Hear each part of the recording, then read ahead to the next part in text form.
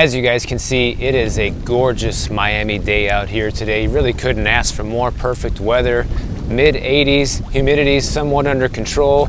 Got a nice breeze coming off the water here.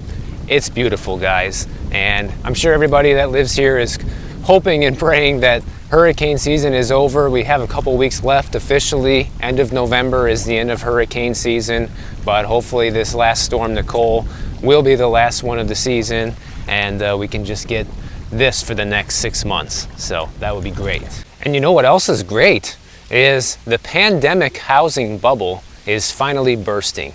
And this is great news, guys, pretty much for everyone. I don't really see how there's a downside to this, because basically the average in the US, home prices went up 42% from March 2020 through June 2022, guys. And in case you haven't been paying attention, June of 2022 was basically the peak of housing prices, and ever since then things have been trending downward on a national median average. And in fact, even in cities that were losing a lot of people during the pandemic, like New York and San Francisco, for example, even those markets saw pretty significant booms during this housing boom, due to the fact that a lot of people were starting to get their own place. Like we talked about in previous videos of why rent prices are starting to go back down, because we're seeing the same trend that people moving out during the pandemic and getting their own place, trying to isolate from other people, has now completely reversed, where people are now starting to move in together once again and go back to living with roommates and family, either out of need or necessity when it comes to the cost of housing now, or just because they want to be able to save the extra money and not have to spend all their money on rent. And right now, mortgage demand is down 41% year over year, guys. And the funny thing about that, the amount of mortgage applications that are coming in right now is actually lower than the bottom of the 2008 housing market crash, which I find fascinating for a few different reasons. Because if we go back to the 2008 housing crash, millennials like myself were still basically too young to buy a house. I mean, I got my real estate license in 2009, guys. I was 21 when I got my license, right on my way to being 22.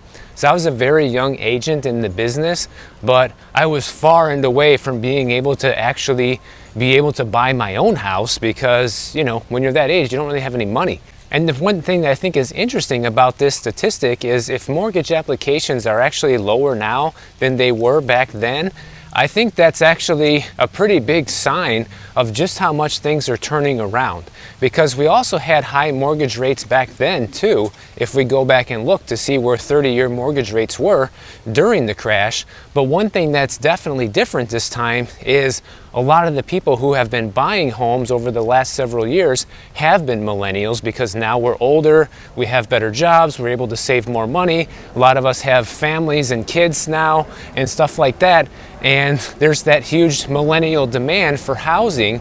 And the fact that the applications are lower now than they were in 2008 is a huge wake-up call, because we were not having this huge wave of millennials buying homes back during the 2008 crash. So the actual number of people looking to buy back then was fewer as well.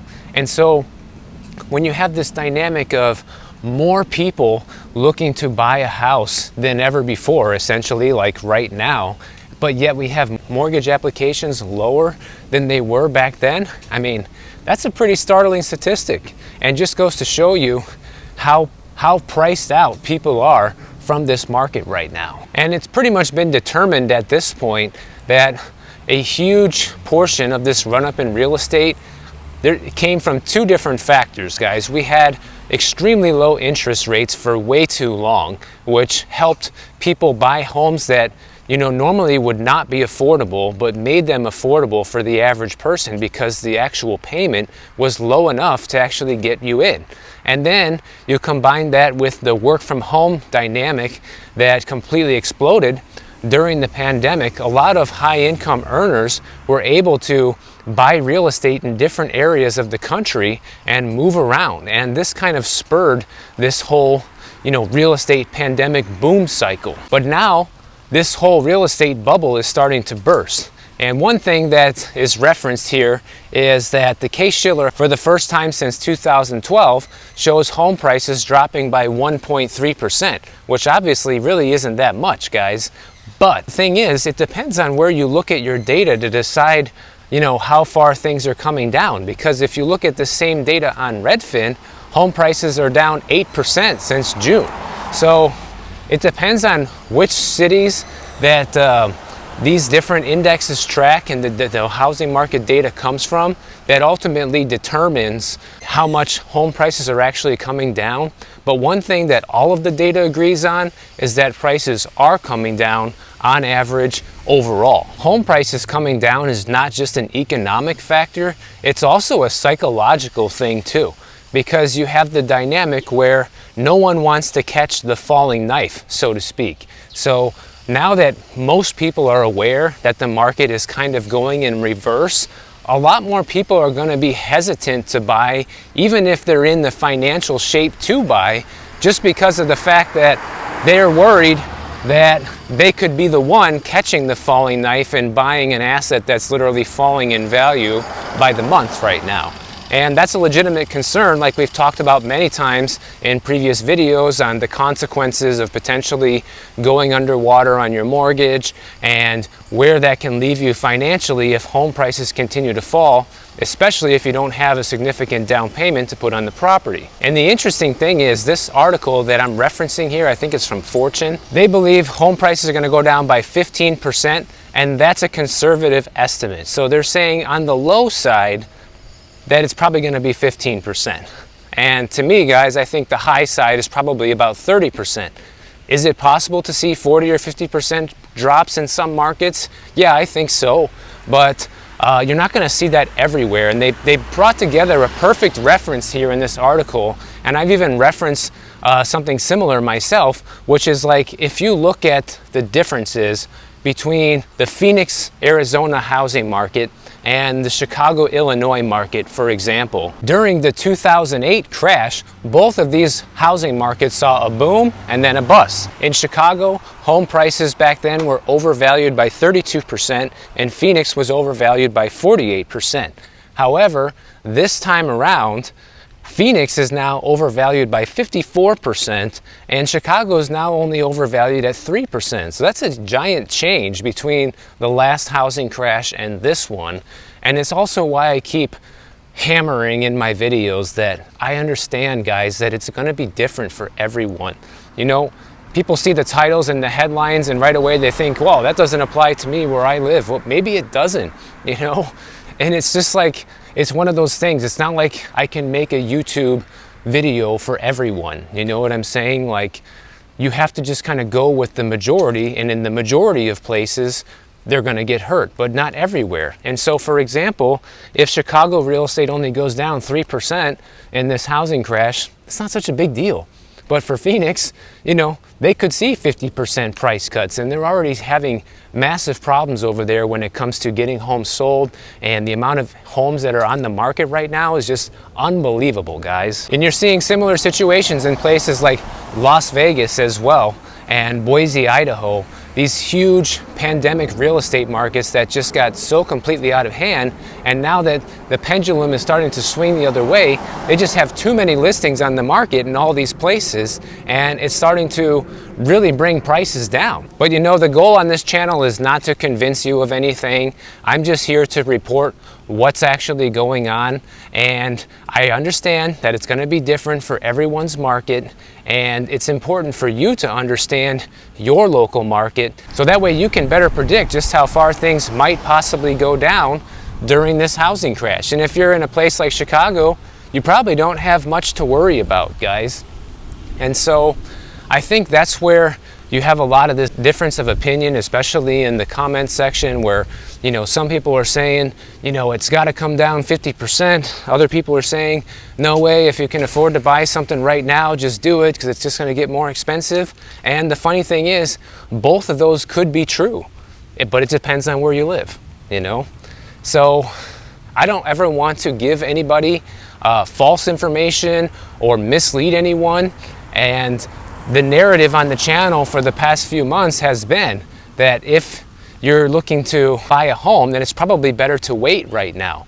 But I will add an asterisk to that and a caveat that if you live in an area like Chicago, for example, and I don't have a list of all kinds of different cities to look at here, but if you look at a place like that and you find something that you can afford to buy right now, and it seems like the right deal for you, then maybe it's not such a bad idea. But if you're that same home buyer looking in a place like Phoenix right now, then I would be extremely skeptical and probably not be buying anything. So I think you guys can kind of understand where I'm coming from here in terms of, who should be buying and who should not be buying in this environment right now. But if you're a seller, this information that I'm going to give you right now kind of applies anywhere, because there are some common lies that real estate agents will tell you to get you to list the home with them versus a competitor. And I want to go over a few of those with you right now here in this video, because I read this morning and it's just so funny as a real estate agent to read these things, because I've heard all of them before, and it actually, these lies actually work surprisingly well on clients and wins people a lot of listings. Because the first example, and by far the most common one that I see here in Miami, is the higher price method, guys. And basically what these agents will do is they will say, I can get you a higher price for your home than any other agent. Or maybe they won't say that. Maybe whenever you take the listing appointment, they'll say, well, I think your house is worth this, and they'll overshoot it, and sometimes by a lot. And why would they do that? Well, they do that because it's like a giant promise to you as a seller, like, oh, look, I can get you all this money, guys, for your house. It's worth way more than you think.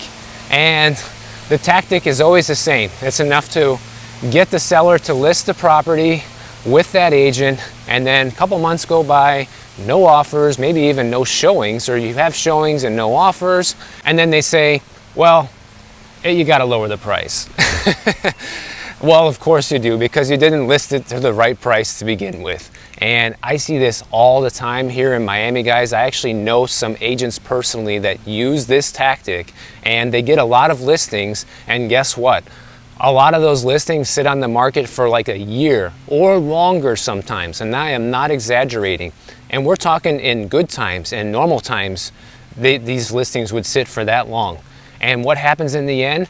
They end up lowering the price down so far to the point of what it actually should have been listed for to begin with, that then it actually ends up selling at the price they should have listed at from the very beginning. Obviously, this can work both ways for you as a seller. If you're waiting this long to sell in an environment where home prices are going up, that extra year of waiting time could actually make you some money.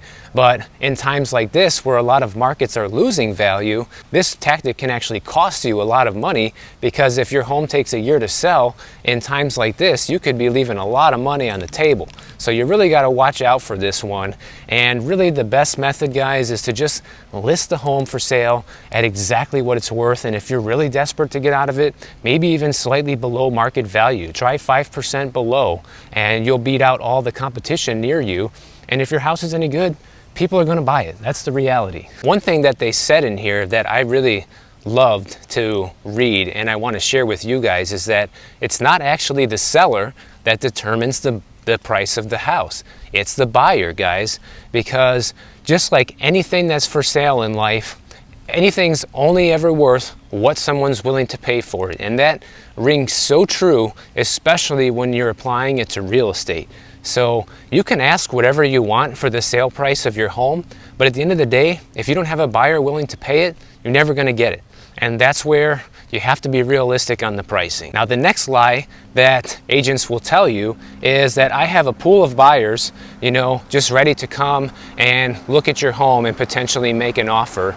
And this is always basically a lie, because that's just another way to make them look like, hey, I have a ton of people willing to buy your house, and that's why you should list it with me, because I'll be able to get it sold fast, because I have all these people who might potentially come look at it and place an offer. Even if that's true, Usually it's best to put the property in the MLS anyhow, because it's going to expose the property to the largest pool of buyers, regardless of how many buyers that one particular agent has. And maybe the only reason you might want to list with somebody like that is if they can prove that they have a buyer to make an offer on your house before you even list with them. And you know, if they have somebody that's willing to come by and make an offer today, then maybe it's worth giving them the listing and cutting out all the BS of listing the property and waiting for showings and going through the whole process, because you'll cut out a few steps and save yourself some time and effort. But if they're telling you that they have this huge pool of buyers, then say, all right, I'll list with you, bring them over on Sunday and they'll all look at it, and if you actually give me an offer, I'll list with you. Try to negotiate with them and make them prove what they're saying, because a lot of people, especially in the real estate business, will say whatever they have to get the listing. Now the next one that they'll tell you is, I'm a top producer, I'm the #1 agent in my area. And that doesn't really mean a whole lot, guys, because you know, you have to basically look at this from a couple different angles. Like, number one, even if they are the #1 top producer in your local area, for example, when you list with an agent like that, the chances of you actually working with that agent are slim to none, because those type of agents have teams that they work with that actually make the whole transaction happen. You're just another customer in line at that point. So even though they might be top producers, that goes by how many houses they sell, and they're going by volume. So they don't really care about you as the customer to get the place sold. So you as the seller need to kind of evaluate your priorities when it comes to selling and determine whether or not you want to have a team of people trying to sell your home, or you want to have one dedicated person, one agent, a smaller guy that's not a top producer, that is going to be hungrier for the commission essentially, and probably put you as a higher priority to get your property sold, versus, you know, a top producing agent, so to speak, that you know, they have 50 other clients they're working with right now, and they don't really have much time to give you a whole lot of attention.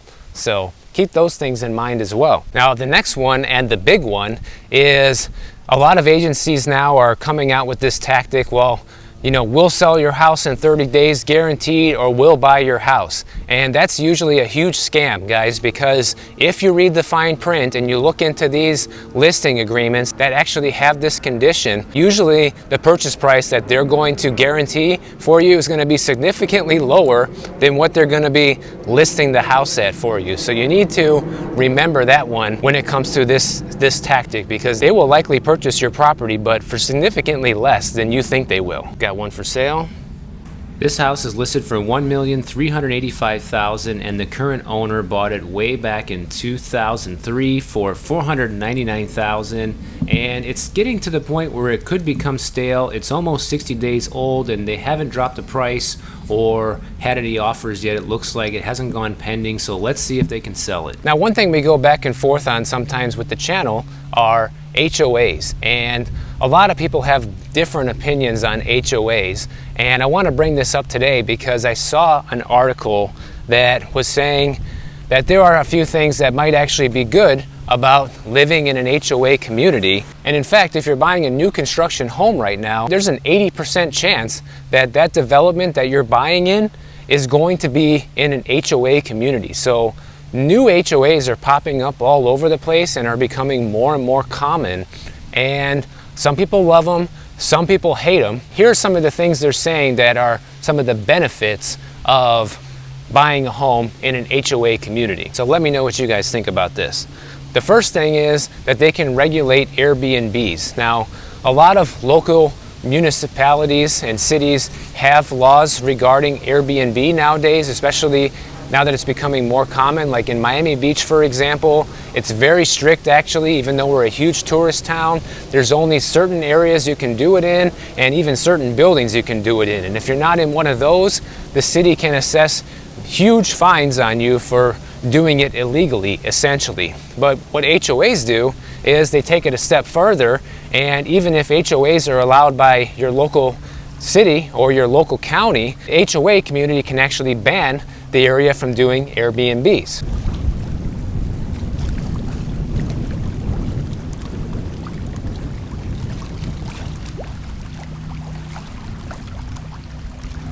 Now for some people that might be a plus, and other people it might be a negative, because if you're wanting to do Airbnb and you used to be able to do it there, and then the HOA comes in and says now you can't, well, that just kind of ruined your investment opportunity that you had going on there. But on the flip side, if you are a property owner that lives in the area, then you probably don't want this going on.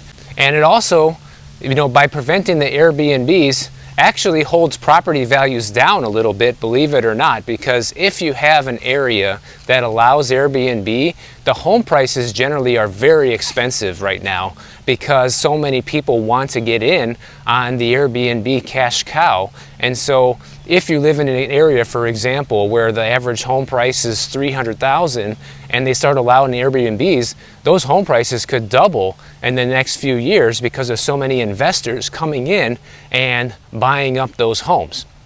And so if the HOA were to regulate these things, then it keeps the homes affordable for the people who actually live and work in the area and prioritizes them over investors. So obviously, like I said, depends on which side of the argument you're on. This can be a huge plus or it can be a huge negative. And another one that they said in here that I thought was kind of hilarious, but it's worth mentioning, is they said when it comes to weeds in the yard, because HOA communities typically have very strict guidelines on how you need to keep the outside appearance and maintenance up for your house. And, because they require people to have no weeds in the yard, a lot of times it makes it so that your yard is nicer by default. Because say if you live in an area like this and your neighbor doesn't take care of the yard, they have a bunch of weeds in the yard, then those weeds can jump over to your yard and make the whole place look less appealing, which I guess that's more just a curb appeal thing. But obviously the nicer an area looks, the more it will play on a buyer's perception of the neighborhood. And when you see everything well manicured and taken care of, then obviously that does let people know that this is probably a really nice area to buy in. And so to that same point, they're saying that HOAs actually help preserve the value of your home because they have these strict guidelines on how the neighborhood must appear, and therefore that will prop up property values, which I do tend to agree with that. But like I said, it is a double-edged sword, and we're not just talking about Airbnbs, guys. They can also regulate, who your tenant can be, how often you can rent your home out, and for even what time frame as well. Like for example, if you live in a condo like I do and like so many people do in Miami, these are all run by HOAs and they set the rules for what's allowed in the building. So like in my building, for example, you can't rent the place for less than 6 months. So if you want to buy a property that you can rent out short term and do a lot of short-term rentals in, then this building's not the one for you. And so different HOA communities can also make the same exact rules for, the area, even if it's just single family homes. So you got to keep all these things in mind if you're looking to buy in an HOA community, because depending on what your priorities are, it can be great. And some people think that having the regulation is perfect, and other people can't stand it. So it just depends on what your personal preferences are, and make sure you look at that stuff before you buy a house in an HOA community. I'm guessing this place costs a fortune. Wow, this one is Price Drop City, guys. This listing has received a $250,000 price cut from $5.5 million all the way down to $4,350,000, and it's another flip. They bought it in December of 2021. Haven't even owned the house for an entire year. Bought it for $3.7 million, and so far, no takers. If you guys enjoyed this video and you want to see more like it, make sure you hit the bell notification down below, and YouTube will send you an alert every time I publish a new video. And if you don't want to wait for that, check out yesterday's video right on the screen over here, and I'll see you in the next one.